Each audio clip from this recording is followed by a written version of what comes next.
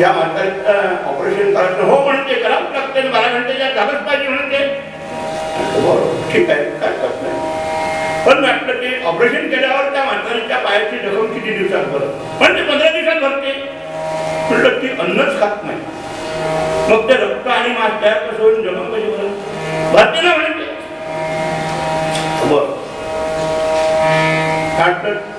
असं सांगू शकता का तुम्ही हे म्हातारी आता किती दिवस टिकत होते? म्हणजे कोण सांगते ना, बोलू नका पुढे, बोलू नाही.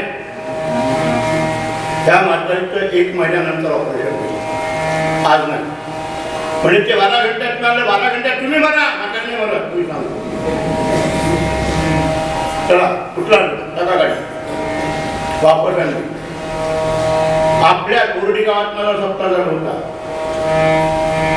त्या योगेश नावाच्या पोराच्या घरी जेवण करत होतो तेव्हा फोन आला.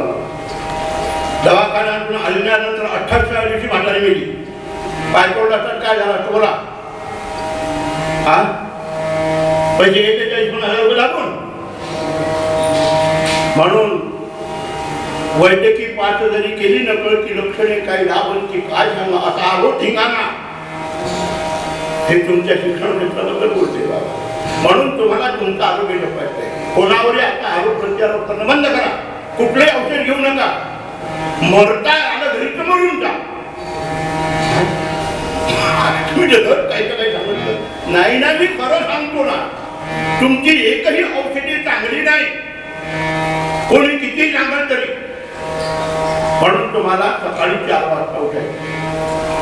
4 वाजताची हवा 2 तास जी हवा आहे 4 ते 6 पर्यंत ही हवा अमोलिक आहे. लाख रुपयाचं औषध काम करत नाही, हवा काम करते. वाचायला सकाळची आरोग्यदायी हवा सदा सर्वदा मानवते जीवा प्रसन्नता देती ऋतू वेदवा प्राणी माणसाची. पहाटेच दोहता गाय म्हैस त्यात अलीकडची सारांश पाठवारा चढवी रक्तास लाडी हो प्रतिकार. म्हणून हे प्रातःकाली उठावे, ब्रह्ममुहूर्त डोळ्याने उठावे, उठताची प्रातस्नान करावे, आसनस्थानी. प्रातस्नान म्हणजे नवीन स्फूर्ती, उगव त्या दिवशी व्हावी प्रगती. म्हणून ही प्रार्थना देवाची, म्हणून ध्यान. आणि प्रार्थना मी तुम्हाला पहिल्या दिवशी ध्यानाच्या चिंतनात होतो. उठल्याबरोबर काय म्हणायचं? प्रातस्नाने हृदय संस्कृत आत्मतत्व सत्यत्वम परमौत्सगती प्रियम यत्स्वप्न जागृत तत्ब्रह्मणे ब्रह्म. 15 श्लोक. हे वेदामध्ये प्रातस्मरण आपण ध्यानाच्या पाठात 3 म्हणतो. हे येत नाही पण एक संतांची एखादी भूपाळी म्हणा, प्रसन्न मनाने म्हणा, थोडंसं नामस्मरण करा आणि शांती पाणी घेऊन जागर बसू. शून्य अवस्थेत 5 मिनिट बसा. काहीही विचार डोक्यात घेऊ नका. आधीच विचारानं मग नको घेऊ. आम्हाला विचार करता करता एवढे काही चिंतित व्हायला विचार होईल. विचार म्हणजे चिंता म्हणजे काय म्हणून समजलं तुम्हाला? अरे तू फिक्र क्यों करता, फिक्र करने से क्या होगा. अरे तू फिक्र क्यों करता, फिक्र करने से क्या होगा.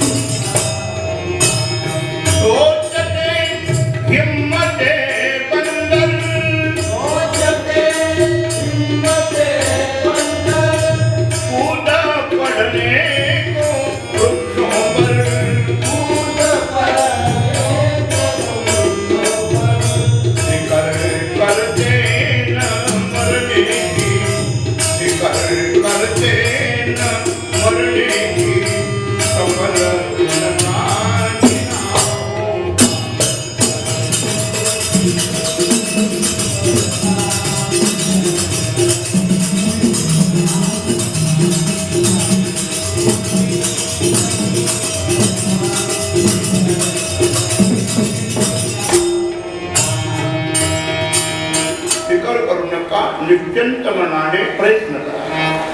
आपल्याला सगळ्या गोष्टी आपल्या हाती दिलेल्या आहेत, त्याचा वापर करायचा. ब्रह्ममुहूर्ताला उठले, प्रातस्मरण झालं, मग तुम्ही उषपान म्हणजे रात्रीचं तांब्याच्या भांड्यात ठेवलेलं शिळं पाणी प्या. पाणी तोंड न धुता प्या. गुळणा करायचं नाही, तोंड धुवायचं नाही. आणि पाणी पिताना बसावं कसं हे लक्षात ठेवा. काही मंडळी मोठी चांगली सवय उभ्यानं गर्भावळी नावाचा ग्रंथ आहे. गर्भावळी आंधळ, लंगडं, खुळं, काळं, बोरं असं का होते, खुज वगैरे, त्या ग्रंथात सांगितलं भगवान शिवाने पार्वती बरं का. त्याच्यामध्ये सूर्य आहे. उभ्याने पाणी पिये घडोघडी, तेथे महा होय धाडी, ऊन देवीचा तातडी, तेने लेकरू संकरित होय हाय बहीर होय. आम्ही ते ग्रंथ नाही होतो. आम्ही वाचतो बोलतो देवीची मूर्ती सत्यनारायणाची कथा ही ऐका. सत्यनारायणाची कथा, नारायणाची कथा म्हणून लक्षात ठेवा. फसवेगिरी आहे, फसवेगिरीकडे जाऊ नका. पाणी पिण्यासाठी बसासाठी आणि पाणी पिया. शौचाला बसतो तसं बसून पाणी प्या. सकाळी साधारणतः 1 लिटर, कमीत कमी 1 लिटर पाणी प्या. जास्त 1.5 लिटर पर्यंत प्या. पंचकर्म सांगितले आयुर्वेदामध्ये. त्याच्यात एक कर्म करायचे. तुम्हाला आता उषपान झालं, मग तुम्हाला शौचाचा त्रास आहे का? संडासात अर्धा पाऊण घंटा बसावं लागते का? 1-1.5 घंटा बसलं तरी होत नाही काय? कुठं तर राहायचं तरी होत नाही काय? डॉक्टर विचारतो ना. मी तुम्हाला विचारत नाही, मी सांगतो बडबड करून आलो की नाही. तर ज्यांना त्रास आहे शौचाचा त्यांनी उभं राहावं. उभं राहिल्यावर दोन्ही हात हे असे करावे. हे खांदा कानाला टेकला पाहिजे असं करावे, म्हणजे असे. आणि पायाच्या दोन्ही टाचावर उचलावा, पोटावर यावं. श्वास आत ओढावा, पोट आत घेतलेलं असं. आणि डोळ्यावर राहता चढवर राहायचं. खाली टेकवल्यावर पाहतात श्वास हळूवार सोडायचा. ही क्रिया 10 वेळा केली तर तुम्हाला 5 मिनिटात शौचाला होते साफ.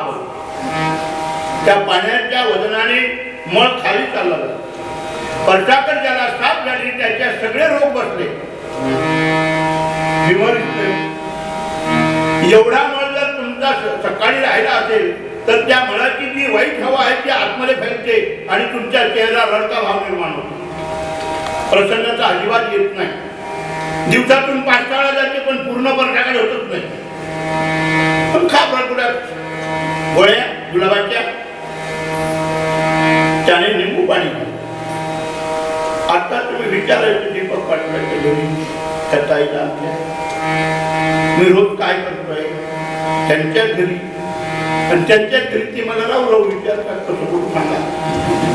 मी म्हटलं ताई तुम्ही देवपूजा करा, काम सांगते.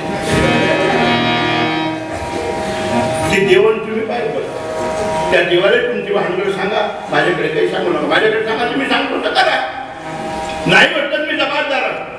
माझ्याकडे ज्या गाभा गावावर ज्या बाया आहेत, जे माणसं आहेत, हे मी रोगातून मुक्त केलेले आहेत. गरीब आहेत, मजुरी आहेत. तुमच्यासारखं कोणी श्रीमंत नाही. मंडळात सदस्य कोणी श्रीमंत नाही.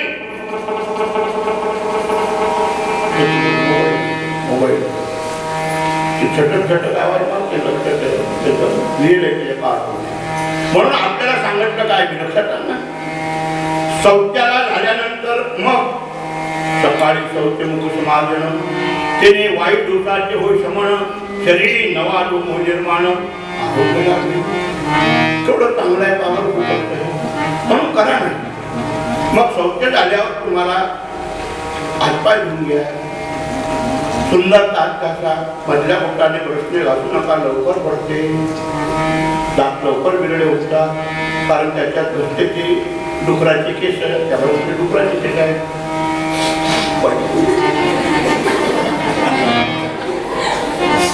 म्हणून त्यांना दात घासू नका. बोटाने दात घासा. एक मऊ आहे सुंदर ब्रशपेक्षा. घासत नाही ना, हिरडी तकलीफ नाही होत ना. मंजन देखील विकत घेऊ नका, घरी बनवून घ्या.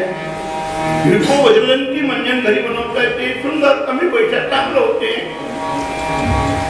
मग झालं तुमचं मुखस्मार्जन झाल्यावर स्नान करा. स्नान झाल्यानंतर आसन प्राणायाम करा आणि नंतर बसा. रोज मग ध्यानाचा कार्यक्रम आहे ना, तर तुमच्या लक्षात यावं म्हणून ध्यानामध्ये तुम्हाला डबल प्राणायाम होतो. जर व्यवस्थित भजन गाता आले ना ध्यानाचे तुम्हाला, तर डबल शास्त्रीय संगीत समजल्याचा प्रश्न मिटला. आपल्या गावात चांगली जाणकार मंडळी आहे, शास्त्रीय संगीत समजते. मी ज्या गावात आहो ना, गाव जेवढं त्याच्यापेक्षा थोडंसं कदाचित 1000 कमी असेल. कोणालाही समजत नाही शास्त्रीय संगीत. पण भजनेत आहे. भजन म्हणते तपलजीनं आता 6 महिन्यात 2 तपले फोडले. इतका सुद्धा तपलजी त्यानं असं करताना डग्याचं साथ घालून दिला. म्हणे बाजी पांगण डगा फुटला. मी त्याला समजत नाही डगा डगे मूर्खाई त्यासारख्या माणसाच्या हातात फुटा का झालं काय. म्हणून गाण्याची रीत आहे बाबा. सकाळच्या वेळेला कुठले राग आळवावे, त्या रागाने तुमच्या शरीराच्या ज्या पेशी आहेत त्याच्या मागे विज्ञान कसं आहे. गाणं म्हणजे तसं नाही आहे, शौकासाठी गाणं नाही. गाण्याने 84 प्रकारचे रोग बसतात, एकही रोग राहत नाही शरीराला. हे मी तुमच्या समोर बोललेलं आहे. पण सुंदर पैकी काही ध्यान करा. ध्यान झाल्यावर दिवसभराचे काम 1 तासभर काही खाऊ नका तिथं. मग तुम्हाला जे पाहिजे ते पोटभर खा. इतकं नाश्ता फराळ असं करू नका. आणि मग दुपारला जेवण करा. जेवण 10:30 वाजता झालं पाहिजे, 11च्या नाही तर मग 1:30 झालं पाहिजे. 1:30च्या पुढे गाठा गेल्यावर जेवण करू नका. तुमचं तर 3 वाजेपर्यंत होतच नाही. ते 3 वाजता ताट वाढून घेते आणि TV लावून देते आणि तिकडचं ते चालू आहे. आता अधिवेशन नागपूरचं टीव्हीवर पाहिजे. अधिवेशन नाही पाहिजे ना माय माहिती माहीत आहे. सिरियल काय पुढं घरीच नसते, पुढं वावरात घेते, पंप चालू करून गेले करून पोहाडे करून बुडी घरी शिव पण मजा करते. तुमच्या घरची नाही. कीर्तन करायच्या घरी पाहिलं, प्रवचन करायच्या घरच्या बाया पाहिलं, टीव्हीला बसतात, हरिपाठ करत नाही, नित्यपाठ करत नाही, प्रार्थना करत नाही. म्हणून तुम्हाला होऊ नये त्यासाठी असं गावात रायगड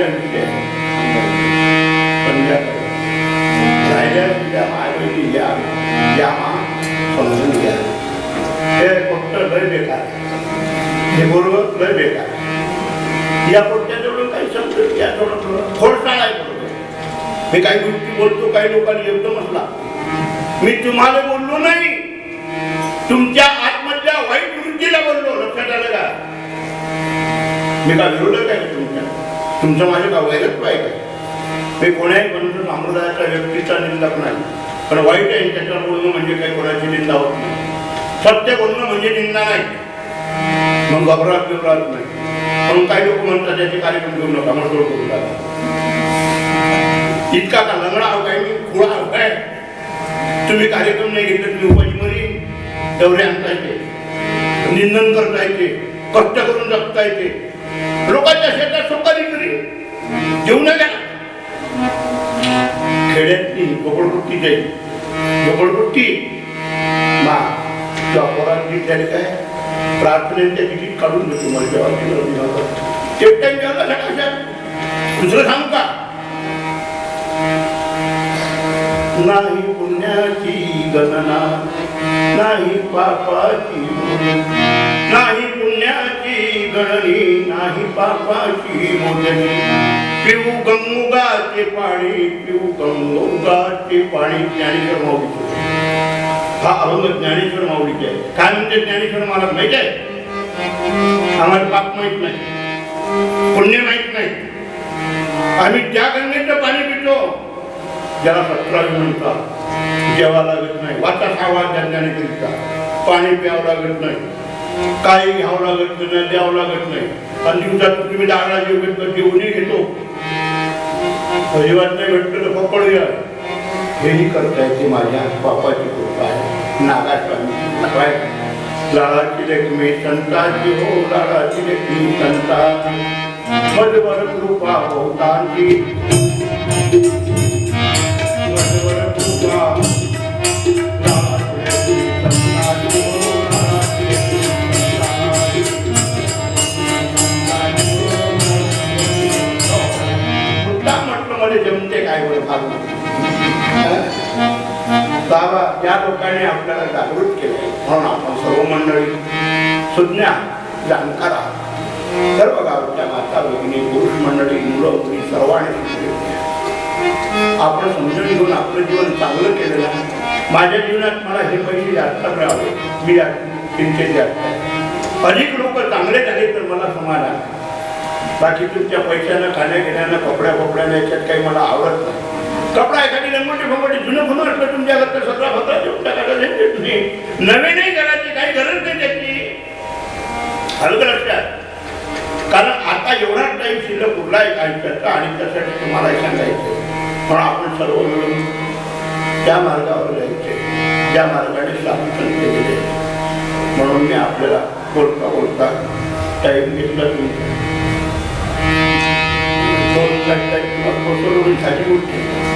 ऋषी मुनी सारखे बसले आमच्या गुरुदेव विद्या मंदिराच्या विद्यार्थी बसले मुख्य मंडळी बसली वास्तविक त्यांच्या समोर बोलण्याची माझी पात्रता नाही गुरुजनांच्या समोर पण नाही पण विद्यार्थ्या समोर बोलण्याची माझी पात्रता नाही मी खेड्यातला अशिक्षित माणूस आहे आमच्या बयाळ कोकड्या पण तुमच्यासाठी लोक बसतात महान लटलट हलते ना काय म्हणून काय निर्वायचे एवढं मोठ्या मंडळीच्या समोर म्हणून बाबा त्या तुकडोजी बाबांचं हे सर्व शिकवण आहे त्यांनी सांगितलं बाबा हातात खेळत वाटते प्रसाद घेऊ दे लोकांना काही काळजी करू नको म्हणून आपण शेवट एक छोटंसं भजन आणि मग आपला शांती पाठवा कोणतं नाही म्हणून थोडी आठवून घेऊ पाहिजे कोणतं भजन ही तर तुमच्या मनात तुमच्या मनात काय करत म्हणा म्हणा कोणतं म्हणा तुम्हाला त्याला दिवसभर तुम्ही म्हणा म्हणत काय म्हणा म्हणा गायका म्हणताने अपुरे गायका